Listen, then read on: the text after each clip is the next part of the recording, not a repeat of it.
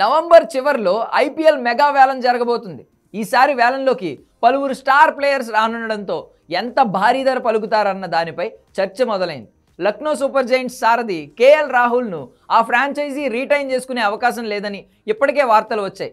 గత సీజన్లో sun రైజర్స్తో match సందర్భంగా లక్నో ఓనర్ సంజీవ్ గోయంకా అందరి ముందు రాహుల్పై ఆగ్రహం వ్యక్తం చేయడం వైరల్గా మారింది. ఆ తర్వాత నుంచి లక్నో ఫ్రాంచైజీతో రాహుల్ సంబంధాలు దెబ్బతిన్నాయని తెలుస్తోంది.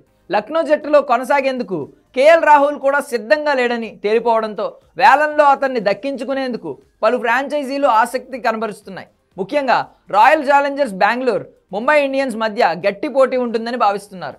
ఇటు బ్యాటర్గా అటు కెప్టెన్గా జట్టుకు ఉపయోగపడే రాహుల్ కోసం ఈ రెండు ఫ్రాంచైజీలు భారీగా వెచ్చించేందుకు సిద్ధంగా ఉన్నట్టు సమాచారం.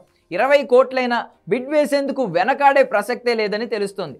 ప్రస్తుతం కెప్టెన్గా ఉన్న డ్యూప్లెసిస్ను ఆర్సీబీ వదిలేయడం ఖాయమైంది. అతని స్థానంలో కేఎల్ రాహుల్కే పగ్గాలు అప్పగించాలని భావిస్తోంది. మరోవైపు మాజీ కెప్టెన్ రోహిత్ శర్మ ముంబై జట్టును వేడనుండడంతో ఓపెనర్ సేవల కోసం ఆ ఫ్రాంచైజీ రాహుల్పై కన్నేసింది. కాగా 2022 వేలంలో రాహుల్ 17 కోట్లు పలికాడు. 132 మ్యాచ్లలో 4,000కు పైగా పరుగులు చేసిన రాహుల్కు ఈసారి 20 కోట్ల వరకు పలుకుతుందని పలువురు అంచనా వేస్తున్నారు.